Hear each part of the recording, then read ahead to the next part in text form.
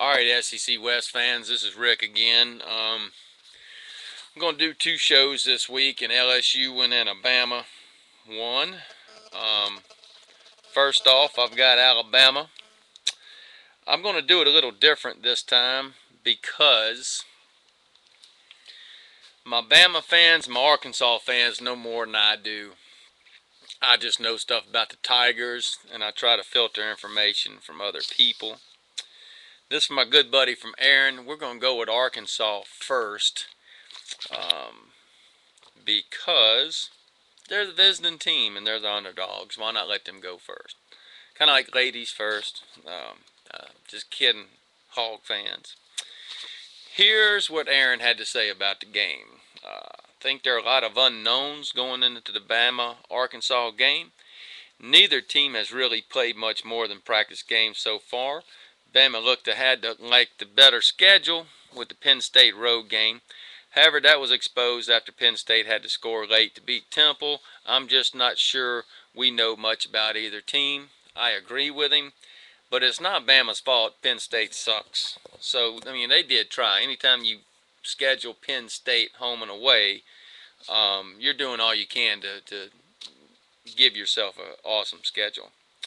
Let me see. Vegas opened the game at 12.5. It's down to 11.5 on most services. I see one service has a 12. No, the currents all look like they're running 11.5. That's from 4 different services I got now. It's hard to throw around any positive stats around for either team and say that it is a positive because of the lack of competition each one has seen. Arkansas's ratings of 8th in the nation in points scored, 8th in passing yards, 17th in points given up is nothing really to hang your hat on. At the same time, Bama's 14th versus the rush and 2nd in points allowed and 23rd in points scored is nothing that really matters at this point in the season either. Don't you love this guy's emails? I think when we look at overall rankings and numbers for these teams this early in the year, what it's telling is the bad numbers. Arkansas is 52nd in rushing yards per game so far this year. I have watched all 3 games, and it is not because they have not tried to establish a running game in each. Our offensive line is no doubt the weak link on the team, followed closely by our running backs. The loss of Niles Davis looks like it may have a bigger impact than I previously thought. That's why I didn't pick Arkansas to win the West, just because of the loss of him. That was early in the year. I was giving the system the credit for what he was able to do last year, leading rusher in the SEC. That same system has failed to provide a running game so far against 2 Sun Belt teams in New Mexico and a New Mexico team who has finished with a record of 2-20 over the last 2 seasons and is arguably the worst FBS team in the country.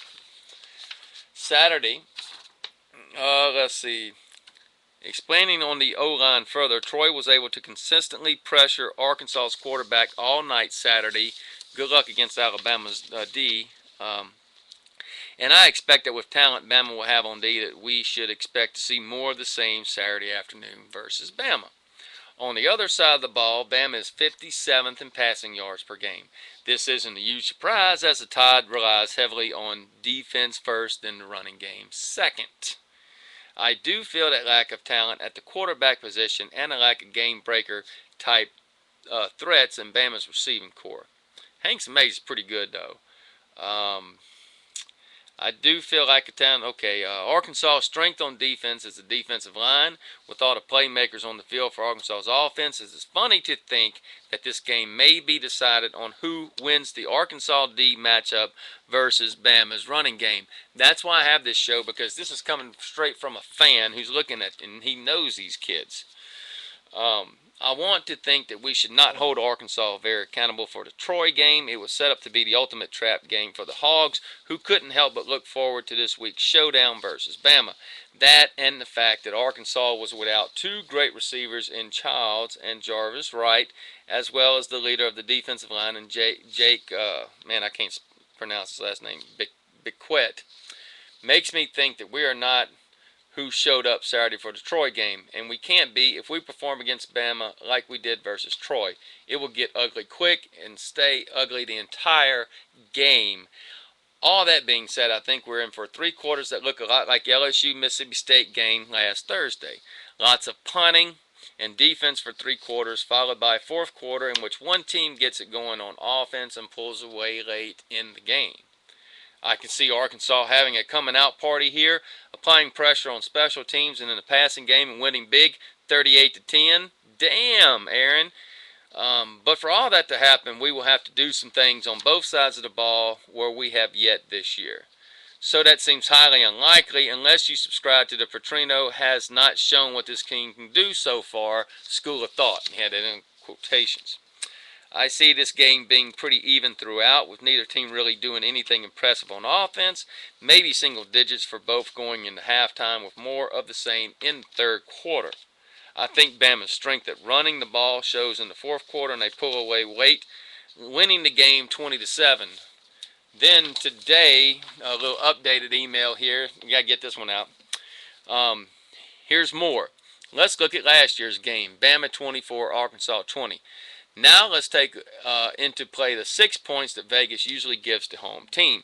Bama 27, Arkansas 17. I think we can all agree that Arkansas is better on defense this year. I agree. So let's take 7 from Bama. Bama 20, Arkansas 17. A lot of people seem to think Bama is down on offense this year, both running and passing. So let's take 3 from Bama. Bama 17, Arkansas 17. Overtime maybe. Forgot to mention special teams. Arkansas is anything so far this year in practice games has shown it has superior skill players in the return game. So if the Hogs can get a TD on special teams, then Arkansas wins 24-17. It's as simple as that. Now to counter that, I got an email from one of my many Bama fans. I can't read all you guys' emails. And this is what she said. This is from the Bama Nation out there. I know Niles Davis being out will not slow the Hogs down one bit. Arkansas looks as good as I've ever seen him. I just hope Tyler Wilson is real pass happy because our secondary owns the real estate. I think that will actually be the deciding factor. Barron, Kirkpatrick, and Lester. Our O-line is just still not there yet, and I'm not so sure moving Justin Williams over to the defense was such a great move. Saban's brilliant at that. Just hang in there with him. I had extremely high hopes for our O-line this season. The talent is definitely there, which means the coaching has a serious crack in it somewhere. You got an Alabama fan saying there's a problem with coaching at Alabama. This might be a first, guys. But they will have a whole month of October to get in line before LSU comes to T-Town. Then she goes on to say prediction is 28-23 Bama. My key points to this game is the Bama's quarterback can show me a lot at Happy Valley. I don't care how bad Penn State is. I don't care anything. You had a young sophomore quarterback going in that environment that was really pumped up, and he performed very well. Steady Eddie.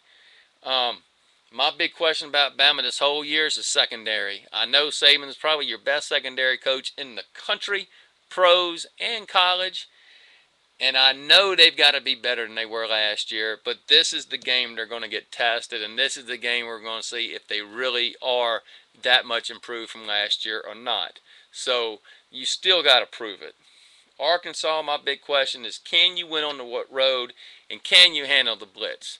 The problem with this team that Saban's got is that, when you blitz people, you're going to have areas left out on the field to exploit, but you got to exploit them so fast, and it's not like you can send your running backs and do a lot too, unless you know exactly where those disguised blitzes are coming from. So win on the road, handle the blitz. Wilson, I think, is going to be one of Arkansas's finest quarterbacks they've ever had, but I don't know if he's ready to go face 101,000 people with all those crazy blitz packages. I don't think Aaron's prediction is too far-fetched. I think Arkansas has a great chance in this game. I don't think Alabama's offense has the tools necessary to just blow them away. I would love to see Niles Davis in this game, but he's not there. I would definitely take Arkansas in the points. I mean, 11, that's a lot of points to give up. However, at the end of the day, I think Bama's going to pull this one out. You know, unless their quarterback really has a bad day. And, you know, if he'd went to Happy Valley and continued his interceptions and all that, I might say, yeah, you know, we might have some problems there. But from what we've seen, Alabama, they might have something special going on. Especially they got a steady Eddie at quarterback, and that's all they're going to need. So I'll take Bama, but I would take Arkansas in the points if I was going to Vegas.